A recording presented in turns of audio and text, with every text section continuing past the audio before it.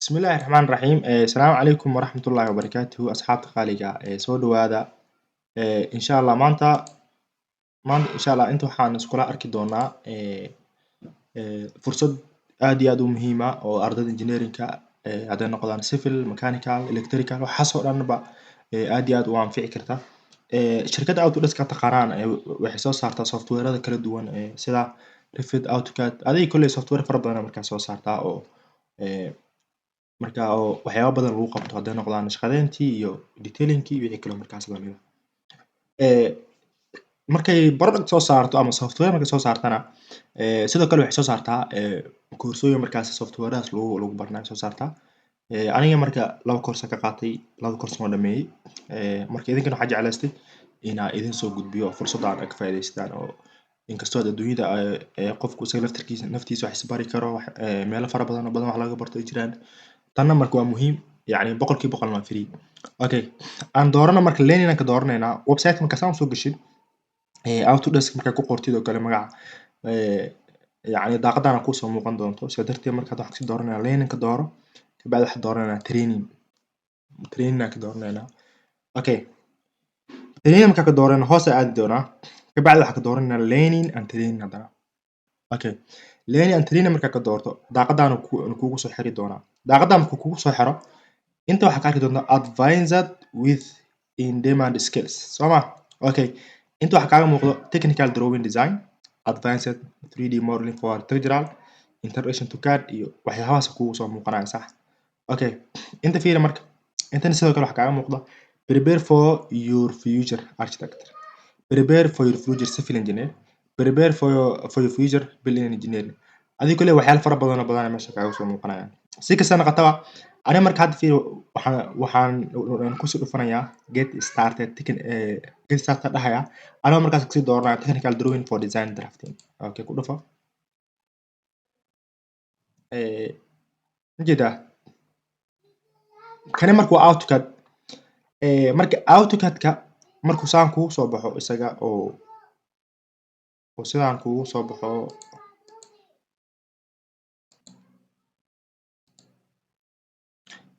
marka aniga marka waxaan dooranayaa marka prepare for the future of architecture click sii marka prepare for marka aniga hadda okay aniga marka waxaan dooranayaa marka prepare for the future of architecture kurfa marka ku dhufto marka waxa ii soo bixi doona koorsooyinkaana faraha badan ay soo baxayaan okay inta marka fiiriso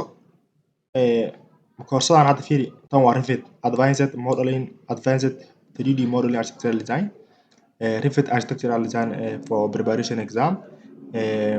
Revit documentation iyo AutoCAD waxaas ana ku soo baxay okay kana waa AutoCAD njeeda AutoCAD meeshan ku soo baxay kana Revit professional meeshan kaaga soo baxay marka mid walba marka doorto oo ku soo dhuftana qaybo markaas ka sii duwan oo qaybooyin fara badan markaas leeyahay haddii hadda tusaalahan oo kale aan doorto maxay ahayd